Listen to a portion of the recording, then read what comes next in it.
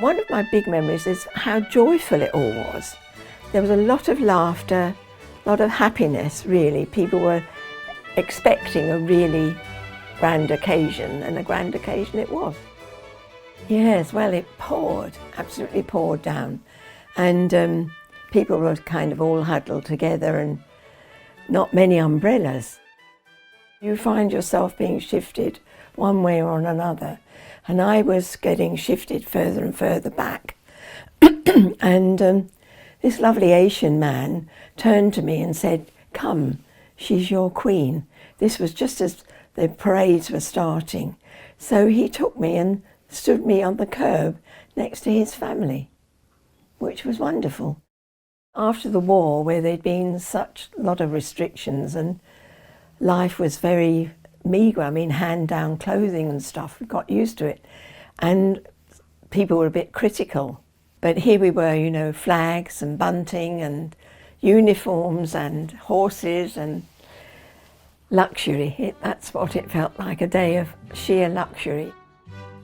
You know, that smile was always there, but underneath there must have been a lot of big challenges for her. And she was a young mother, young children, and her father's death was sudden. But of course she was well prepared, thankfully.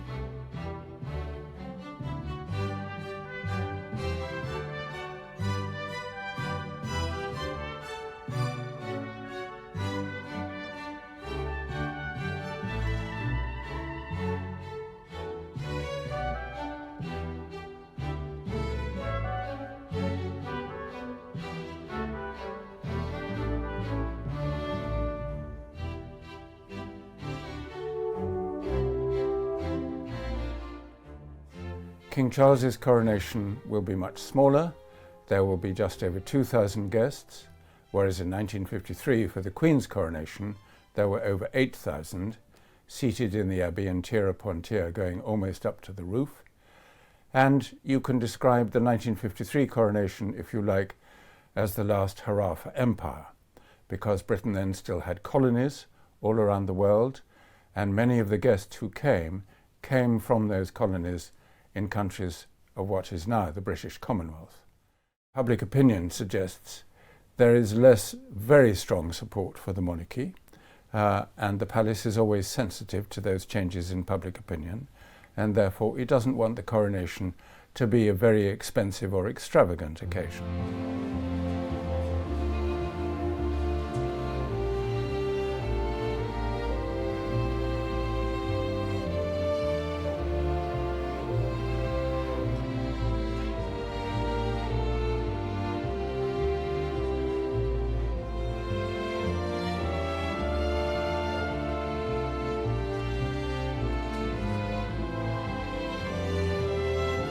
I would expect this to be a very spiritual event because King Charles himself has a very strong religious belief.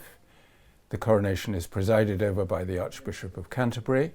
It will be a Church of England service, including a communion in the middle of it, and the King is anointed by the Archbishop of Canterbury with holy oil brought from Jerusalem. But I would also expect a prominent role for representatives of other faiths.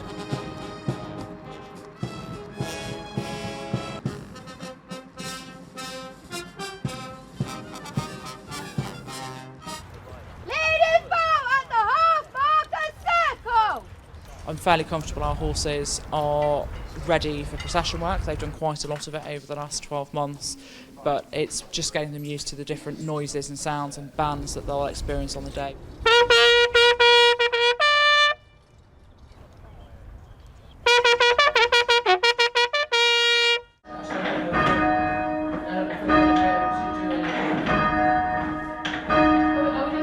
There was an incentive from the Central Council of Church Bell Ringers called Ring for the King to try and recruit as many new bell ringers as we could to ring for the coronation. bell ringers will always ring for royal celebrations, whatever they are. We love an excuse to have lots of extra ringing. It's not easy, and it does take some learning. We often reckon that it takes about 10 hours of teaching for you to be comfortably able to ring the bell and control it well on your own.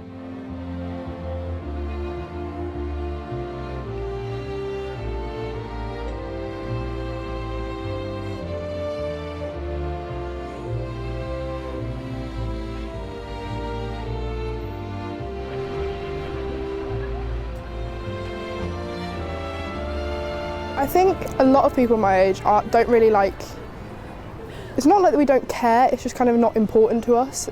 It's just one of those things that's happening again. It's just nothing really special to us because I don't think we were raised with the idea of the royals being something amazing. It was just kind of something that was in our country.